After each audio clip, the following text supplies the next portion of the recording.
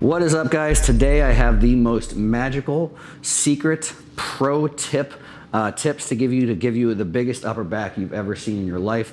After following these, your upper back will look like Ronnie Coleman. And the following tips are, before I tell you, don't forget to hit that thumbs up, like, subscribe, tell a reasonable number of friends, and all that good stuff.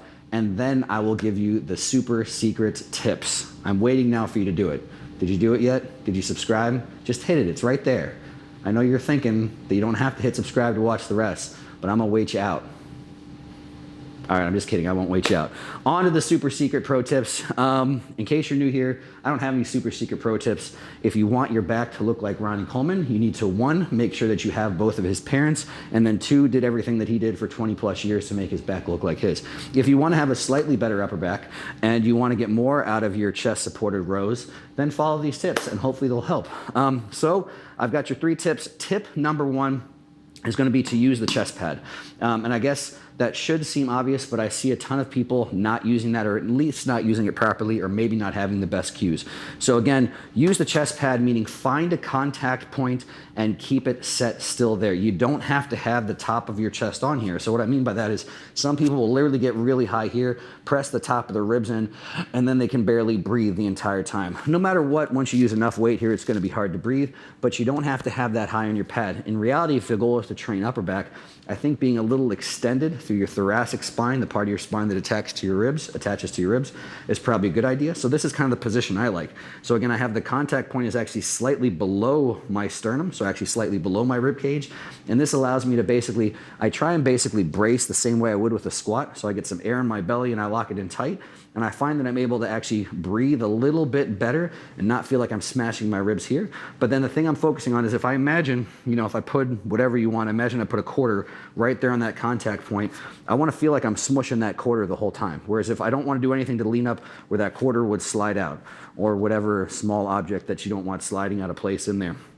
So again, the cue is imagine something in there. Imagine you're smushing it in there so much to the point where even as right before you initiate the row, right before you start the concentric, you feel like you're trying to smash that quarter or whatever imaginary object in there even harder. So right before you row, almost feel like you're pressing in to the pad, smashing that quarter, and then continue to row the whole way through doing that.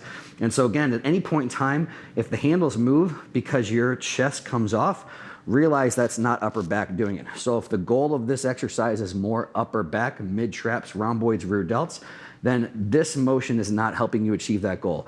Again, maybe if you want to get a little bit of lower back involved, you want some erectors involved, that's fine. This is going to do that. Just realize, whatever your goal is, make sure your form is prioritized. You're prioritizing your form to actually match that goal, and you're not just having something else. I mean, I've seen people literally where that's like they almost have hip extension involved as well too, where it's like, okay, yeah, your upper arm might be moving a little bit, but it's a much more low back extension, maybe even finding a way to use some glutes on this as well too.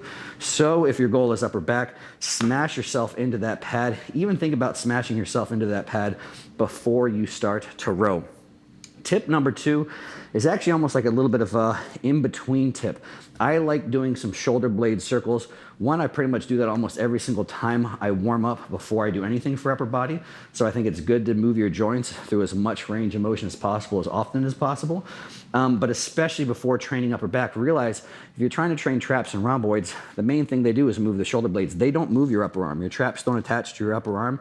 They can't pull your arm back in space. The only thing they can do is move your shoulder blades. So in between my first 1 or 2 sets, I always like to move my shoulder blades through a full range of motion, which is always going to look like some sort of circle. I like to take them through full protraction, full elevation, full retraction, full depression, and basically everything in between, which is essentially a big circle.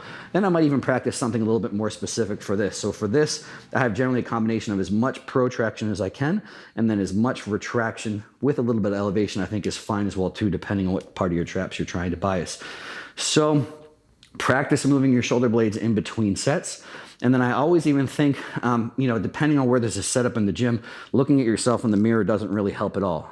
So even if you can see yourself in the mirror, even if you can't, to kind of tie that cue into actual warm-up sets or working sets, I close my eyes often, and all I try and do is literally visualize my shoulder blades gliding over my rib cage. Because again, that's the main muscle we're trying to train, just influences that joint. Scapulothoracic joint is basically your scapula gliding over top of basically your thoracic rib cage, the part of your rib cage. So really all you're trying to visualize is how much can I get it to glide forward, protract, how much can I get it to glide and retract. Again, a little bit of elevation is fine as well too. So again, on my warm-up sets, that's what I'm focusing on. Yes, other stuff is moving and that's fine, but I make sure that is the joint that's going through the most range of motion, the most travel when I'm training. So again, otherwise it could be much more of a rear delt exercise or something else, again, which is fine, unless your goal is more upper back. So tip number 3, again, yes, these kind of contradict a teeny bit, but not really at the same time. That's a confusing sentence I just said, but let's just move past that. In reality, yes, your shoulder blades are the thing you focus on the most, but your upper arm position does influence where your shoulder blades can go. So tip number 3 is focus on driving your elbows back as far as you can. If I grab this in front of me and I try and retract my shoulder blade as far as I can, I can't. And so that's really where it comes in, is how far back your elbows will drive will have an effect on how far back you can retract your shoulder blades. So a lot of people talk about when they're training lats as far as to drive your elbows as far back as you can, which for lats, I don't think is a good cue considering where your lats origin insertion is. They can't really pull your arm past your body very much. But your traps, your rhomboids can absolutely pull your shoulder blades very far back. And if you want to get those shoulder blades far back, you need to have your upper arm and your elbow driven as far back as possible as well too. And in turn, yes, you're going to get a lot of rear delt involved. So again, for all the upper arm travel that you have occurring, the biggest thing doing that, or the biggest muscle doing that, is rear delt. So whenever you're doing upper back stuff like this, I always say I like to visualize shoulder to shoulder. So including my rear delt and everything in between, just kind of stretch and open and stretch and close. And again, working on all that stuff contracting together. I don't really isolate just too much. Is this trap? Is it rhomboid? I just try and really feel all of that stuff working together. So on this one, drive the elbows as far back as you can, so you can focus on letting those shoulder blades pull back as far as you can as well too. And tip 3.5, little half tip on this one, is again, I don't think cheat reps are a good way to extend a set here. So if you get to a point like everyone, when you get to your last rep and you can get right here and this is all the further you can go, this is where cheat time happens, where people start to do this.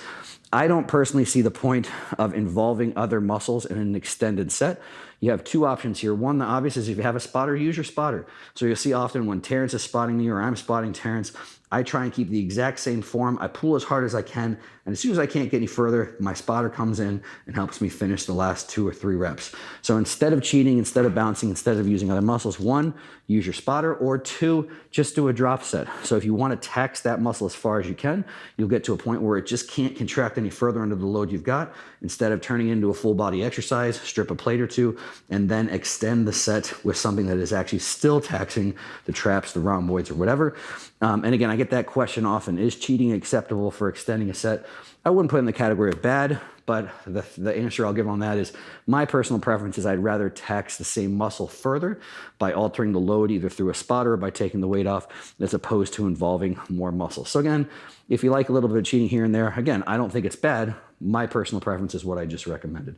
So again, going through those tips. Tips 1, use the chest pad. Don't let it move off that contact point that you've picked. Keep it smashed in there. Keep it pressed in there the whole time.